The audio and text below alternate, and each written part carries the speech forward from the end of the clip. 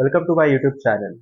In this video lecture, I am going to answer questions from sample paper number 4, RK Bali navigation book. This is the 4th edition book. If you have any other edition book like the 5th one, the 6th one or the 7th one, no problem. The questions still remain the same. In my previous video lectures, I solved the first 50 questions from this particular paper. In this video lecture, I am going to solve the next 10 questions. So let's start. Question 51. Why are vibrators sometimes fitted in altimeters? To overcome friction, overcome inertia, overcome hysteresis.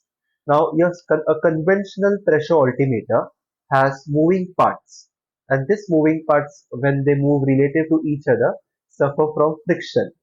And whenever there is friction, there will be some kind of lag because of this friction. Okay, your altimeter will indicate the correct, accurate altitude, or it will give you accurate indication after some time. That is some time lag. Okay, so this friction basically this friction decreases the efficiency of your altimeter. The solution to this is using vibrators. So when you use vibrators in your altimeter, this friction loss decreases. Okay, it doesn't get eliminated completely, but it decreases, and this decreases time lag and gives us accurate indications instantly. Another solution is using servo-assisted altimeters. Now in servo-assisted altimeters, we use induction pickoff device. It's nothing but using electricity to register changes in static pressure, okay, and these changes will be indicated to you as correct vertical distance. So why are vibrators fitted in altimeters? To overcome friction between or among different moving parts. Next, question 52. The low altitude radio altimeters used in precision approaches operate in 150 to 1660 MHz band, are pulse type, or frequency modulated. So very important. So radio altimeter is an instrument. It's an instrument that indicates the height of aircraft above the ground, above the ground that, and this ground is nothing but the ground that it is flying over, directly above it. So directly over it. Okay, that means aircraft is flying directly over this ground. Okay, and when, very important point, when the main wheels or the wheel landing gear is used, that means retracted for landing purpose,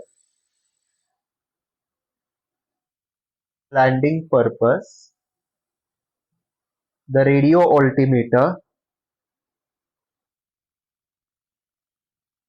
will the height of show the height which will be measured from the ground,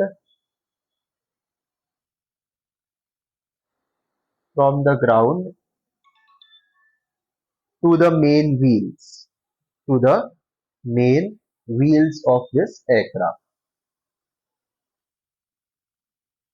That means, let's say, I will draw two diagrams. One in which landing gear is extended. So correction is used. That means extended. Okay, extended. So in this diagram, your aircraft is flying above this ground. Okay,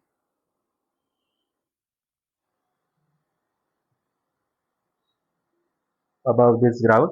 So radio altimeter will indicate height of this aircraft above the ground, below it, and Next diagram I am drawing is, this is the ground surface. Let's say your aircraft is coming down for landing, and when it is approaching the runway, its landing gear will be extended. Okay, so with landing gear extended,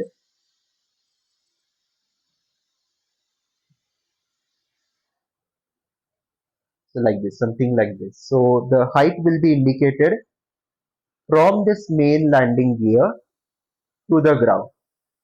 Okay, height will be indicated from the landing gear, main landing gear to the ground. Now, low altitude radio altimeters operate in the super high frequency band. It operates in the super high frequency band. So option A will be wrong. The frequency is some 4.4 gigahertz. I don't remember the accurate value, but it is around that in the super high frequency band. Pulse type, that is wrong. Pulses are used in radars, airborne weather radar, primary radar, secondary surveillance radar. Okay, so correct option is option C. Radio altimeters. If you check the principle of operation of radio altimeters, those radio waves are frequency modulated. So option C is the right answer. For landing configuration, a radio altimeter indicates altitude of the main wheel above the ground, height of the flight deck, that is cockpit above the ground, height of the main wheel above the ground. So correct answer is option Charlie, height and main wheel. These are the two keywords. Okay, radio altimeter indicates height above the ground, not altitude. Altitude is measured from mean sea level.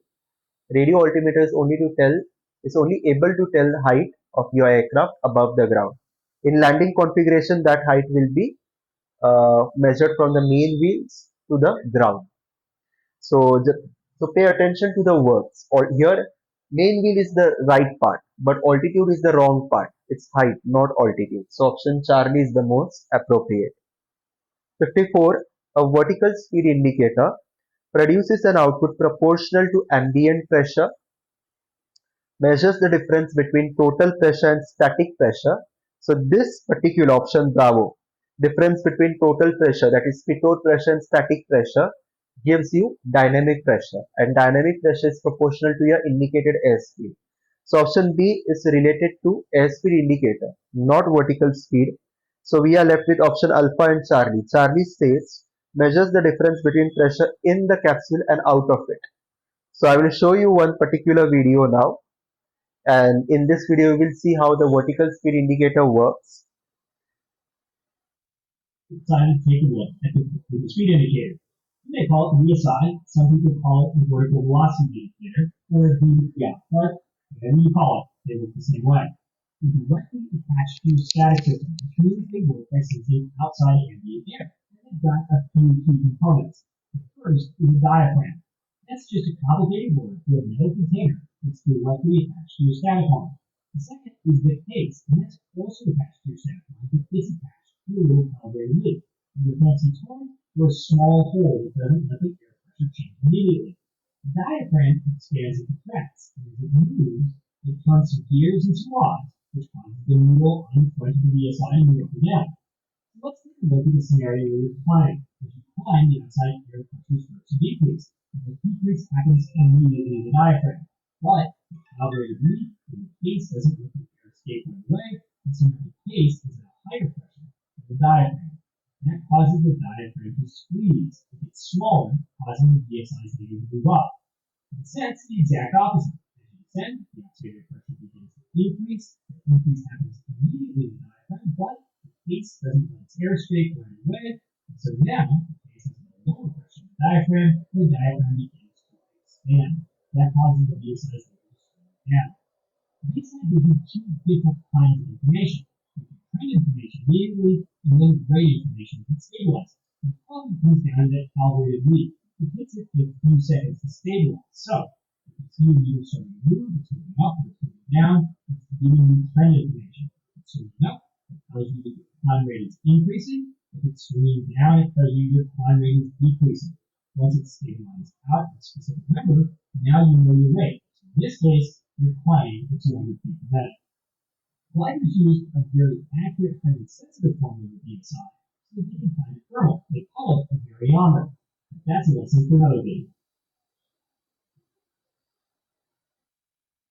So I hope you have understood the working of VSI. So correct option will be option Charlie. It measures the difference between the pressure in the capsule and pressure outside the capsule. Okay, so whatever pressure is fed in the capsule and pressure outside the capsule, that means in the instrument case surrounding the capsule. Next, a VSI indicates increasing rate of descent by what? So this is your vertical speed indicator. All the values above 0 are for climb. All the values below 0, okay, indicate descent information. So whenever your rate of descent increases, let's say your initial rate of descent is 500 feet per minute, is 500 feet per minute. So when you increase this rate of descent from 500 feet per minute to, let's say, 1000 feet per minute, this arrow will move from 500 to 1000. Okay. So what will happen? A VSI indicates increasing descent by needle moving downwards, needle moving upwards, VSI needle stationary. So very simple. Option A. When the needle moves downwards, that means you are descending. When it moves upwards, you are climbing. When it is stationary at 0, okay, level between both this climb and descent, that means you are flying straight and level. Next, the response rate of a VSI can be improved by fitting an accelerometer. Now, a normal conventional vertical speed indicator is subject to lag error. Lag error is time lag error. That means it will show you the accurate rate at which you are climbing or descending after a lag or after a time gap of some 2-4 seconds. Initially, it shows you the trend. That means if you are climbing, the arrow will swing upwards fast, very quickly. If you are descending, the arrow will swing downwards. And after a seconds, after a few moments, the it will show when the pressure changes in the back of the VSI instrument stabilizes. Okay, pressure changes stabilize. The VSI will show you slowly and gradually the accurate rate at which you are climbing or descending. So VSI suffers from time lag, and so we have done some advancements, technological advancements, and we have accelerometer system installed in the VSIs to make them instantaneous vertical speed indicator. So that they show you the accurate VSI indication instantly, okay, at the right time. So you can uh, check this. Chapter 6 VSI from Oxford Instruments book. The instantaneous vertical speed indicator paragraph. It looks something like this, and you can underline this first paragraph, which is important. To overcome the problem of lag, the instantaneous VSI incorporates an accelerometer unit, sometimes called dashpot or dynamic vane. Remember these alternative terms, which responds quickly to changes in altitude. So option alpha. Next, at mean sea level in ISA conditions, calibrated airspeed is equal to your true airspeed. So whatever indication shown by indicated airspeed indicator will be equal to your true airspeed indicator. Now true airspeed is shown by Mach meter. Calibrated airspeed is shown by airspeed indicator. So only in ISA conditions can they both be equal to each other. In any condition different from ISA, other than ISA, warmer than ISA conditions, colder than ISA conditions, true airspeed and calibrated airspeed will be they will differ from each other. Next, in an ASI system, what does pitot probe measure? So pitot tube or pitot probe measures pitot pressure, which is a combination of dynamic pressure created by forward speed of your aircraft and static pressure, which is ambient atmospheric pressure anytime. Okay, so it measures both these pressures, remember. Next, calibrated airspeed, what is it? It is equivalent airspeed corrected for position error and compressibility error, indicated airspeed corrected for position and instrument errors, task corrected for instrument error and ram effect. So correct answer is Indicated airspeed corrected for position and instrument errors. Question 60. The limits of green arc of an airspeed indicator are what? Now your airspeed indicator is color coded, correct? So you have white color, you have green color arc, yellow and red. Now this white arc represents flap operating speed. Okay. This green color arc represents normal working speeds or normal operating speed. Yellow arc represents caution range or cautionary speeds. And red line indicates never exceed speed. So the lower limit of the white arc is VSO. That means the stall speed of this aircraft when flaps are operated or when flaps are extended. That will happen during landing phase, takeoff phase of flight. So VSO is the stall speed of aircraft with flaps extended. The lower limit of the green arc is VS1. That means when the stall speed of your aircraft when flaps are not used or not extended. Okay. Next, the higher limit of white arc is VFE, maximum flap extension speed. Okay. So beyond this speed, you cannot extend or operate your flaps. So you can extend your flaps, that means operate your flaps only at this speed or any speed below this speed, and you can fly your aircraft with flaps extended at any speed below this speed. Okay, you can fly your aircraft with flaps extended only in the white arc. The upper limit of the green arc is your PNO, maximum normal operating speed of your aircraft. Okay, if you have to exceed this speed VNO and you want to fly at a speed in this yellow arc, you can only do that. It's allowable to do that, but you can only do that when you are flying in smooth air. Okay, when you are certain that you are not going to exert any undue or unnecessary tremendous load on your aircraft. Okay, so that is the higher limit is VNO. So the limits of the green scale are VS1 for the lower limit, VNE for the upper limit. So VNE is red line. Okay, not the green upper limit. So option A is wrong. VS1 for the lower one and VLO for the upper limit. VLO is landing gear operating speed. So that is not VLO, landing gear operating speed is not shown on the airspeed indicator. So we are left with options Charlie, VS1 for the lower limit and VNO for the upper limit. So correct. So this concludes our lecture. I hope you have understood all the 10 questions I've done in this lecture. And very simple theoretical questions, no numericals, okay, in this particular 10 questions.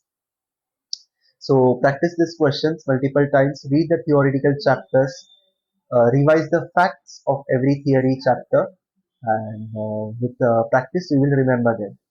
All the best of luck. In my next video lecture I will be doing the next remaining questions, so don't miss them. I request you all to share this video with all your friends, subscribe if you haven't yet, and hit the like button if you have liked this video lecture. Thank you for your time.